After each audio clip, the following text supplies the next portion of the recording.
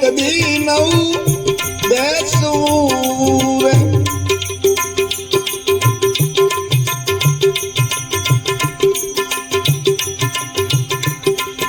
ઘડીકમાં એ ગુરુને ઘડીકમાં શેલકારે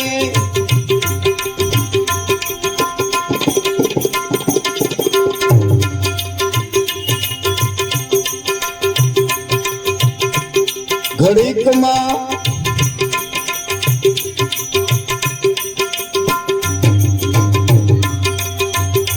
એ ગુરુને ઘડીકમાં શેલકારી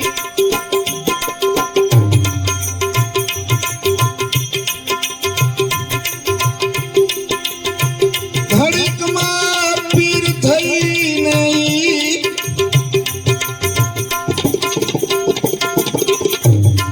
એ પૂજાય રે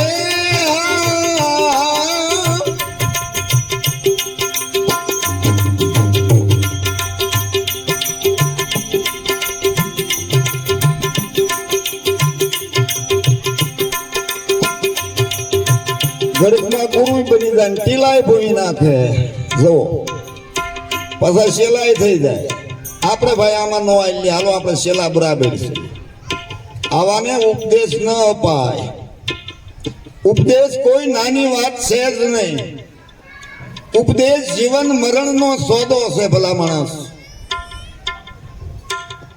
84 લાખ જન્મમાંથી મુક્ત કરે એને ઉપદેશ કહેવામાં આવે ઘડી ઘડી પશુ અવતાર થાય પક્ષી અવતાર થાય જળાશયના જીવ થાય નરકની અંદર જાય આને 84 કહેવામાં આવે છે 84 20 લાખ જળની અંદર જે જીવ જંતુ છે એ 4 લાખ ખાણી છે અને બીજી 30 લાખ ખાણી પલના જીવ છે કે પવન અડે ને મૃત્યુ થાય પવન અડે ને મૃત્યુ થાય પક્ષી ખાણી જેને ઈંડ ખાણી કહેવામાં આવે છે એવી 20 લાખ અને પંખી પશુ ખાણી એ પણ 20 લાખ 10 લાખ મનુષ્ય અલ્પ ખાણી 10 લાખ મનુષ્યો અલ્પ ખાણીના જીવ જેમ જીવી રહ્યા છે કારણ કે પ્રાણ પોતાનો નાભી સુધી પોગવા દેતા નથી પોતાનો જો પ્રાણ નાભીએ જાય તો 125 વર્ષની આવરદા થાય પણ કલેજામાં પોગવા ન દે આવું જીવન કરી નાખ્યું છે ધૂળ ધાણે કરી નાખ્યું ખોટી કલ્પના ઊભી કરી અને માનવ 84 માં જાય છે આવું મહાપુરુષો આપણને કહીને ગયા આમાંથી વસવું હોય તો કોઈ પણ ગુરુની પાસે જવું જ પડશે આજે નહીં તો પછી એ 100%ની વાત છે ગુરુ બનીને બેઠો તે વાત કરું એવી વાત નથી મારે કોઈ સેવક કરવાની કોઈ પણ જરૂરી નથી પણ હાસુ સમજાવવા માટે નીકળ્યા સમજે તો ઠીક છે નીકળે એની મોજ પ્રમાણે ભલે જીવે ક્યાં લગી આ શ્વાસો એક દી તૂટવાનો છે એ વાત પાક્કી છે પછી આપણું કોણ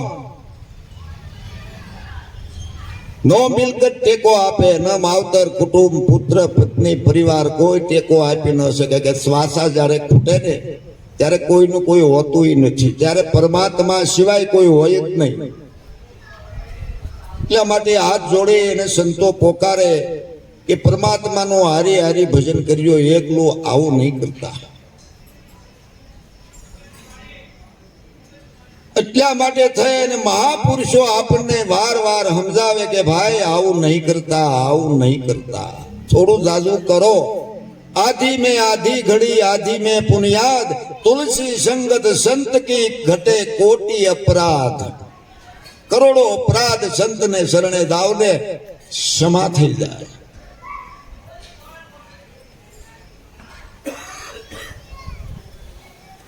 એટલું કરજો, વધારે કરો નહીં તો કાંઈ નહીં. વધારે ટાઈમ ન હોય તો કાંઈ નહીં, પણ ખાટલામાં હુઈ તારે 5 નામ લઈ લેજો. 5 જ, ફક્ત 5. પાસે 5 તત્વનું જે દેહ બન્યું ને એ પાસે 5 તત્વને પૂગી જાહે. પાણી, પૃથ્વી, અગ્નિ, આકાશ ને વાયુ, આ પાસે 5 ને 5 નામ અડી જાહે ને તો એ ભવનું કલ્યાણ થઈ જાહે. એટલું કરજો અને એનો તમને લાભ થાય. એમાં કોઈ પૈસાની જરૂર નથી, કોઈ સમયની જરૂર નથી, એમાં કોઈ ટેમ ટેબલની કોઈ જરૂર નથી. હાલતા ચાલતા બેસતા ઉઠતા લઈએ હરિકા નામ. એ માલિક, કોઈ દેવને દાનવને પગે લાગવા જાવ તો કહેજો મારા કરોડો ગુના ક્ષમા કરજો પ્રભુ. એટલા હૃદયથી બોલશો તો ક્ષમા થઈ જાય. બાકી કોઈ બીજા કરી નહીં શકે. દેવ અને સારો મનુષ્ય, સદગુરુ 3 સિવાય કોઈ ક્ષમા કરી જ ન શકે. માટે એટલું કરવાનું. અને નુકરાની હારી ન બેહાય તો વધારે સારું. નુકરા કોને કહેવાય? ગુરુ નથી એને નુકરા નહીં કહેવાના, પણ જે સમજે અને અવળાય કરે, બીજાનું ખરાબ ઈચ્છતા હોય, સપને હારું ન જોતા હોય અને તમારું હારું દેખીને દિલમાં લાગે લાય હરીને ભજવાથી હું થાય. થોડુંક એવું લઈ અને મંદિરમાં જાય પણ હદાભાઈ નું હારું દેખતા અંતરમાં લાગે લાય હરીને ભજવાથી હું થાય. નહીં, નિખાલસ ફૂલ જેવા બની જાઓ અને જોવો તમારો પરિવાર, તમારા ઘરની રોશની, તમારા જીવનની બરાબરની સમજણ, આ બધું આવે તો જ બકે મને યાદ કરજો. આપણે આ જરૂર છે. રામ અને કૃષ્ણ દેવતાઓ આયા જન્મીને ગયા. સાધુ સંતો દુનિયામાં બહુ છે અને બહુ સમજણ આપે છે, પણ કોઈને ગળે ઉતરતી નથી. એનું એક જ કારણ છે કે જે ખાતાનો જીવ એ ખાતામાં જ જાહે એવું અમને દેખાય. માટે ભક્તિ ન થાય તો હાલશે, અરે મંદિરે નહીં જાવ તો હાલશે, પણ તમારે ઘરે માત પિતા હોય એને વંદન કરી દેવું, એને પગે લાગીને જાજો. અને જો આખો દીમાં જો કાંઈ તમારું અમંગળ થાય તો મને કહેજો. જીવતા જાગતા દેવ માત પિતાથી વધારે દુનિયામાં કશું છે. માત પિતા ગુરુ અપના, પછી લઈએ અલખ પુરુષ કા નામ. માતા અને પિતા રક્ત બૂંદતા દાતા છે ભલા માણસ. 50,000 કૂચરાની જગ્યા છે આ ગાડીમાં, માતા પિતાની જગ્યા નથી. જેવો તો ખરા. સંતો દુખી ન થાય તો શું થાય બીજું?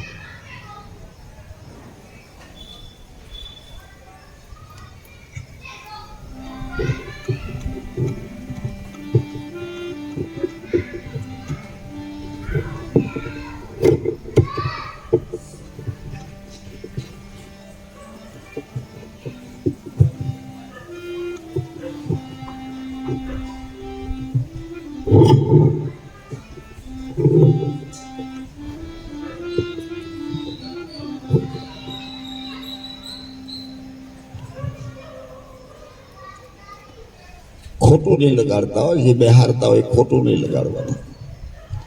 આમાં તો અમારી ભાષા થોડીક કડવી હોય છે. કેમ કે લીમડાનું પાણી છે ને એ દર્દ ઊભું ન કરે, દર્દને મટાડે. એ હોય કડવું, પણ દર્દને કાપી નાખે. એ વાત પાકી જ છે.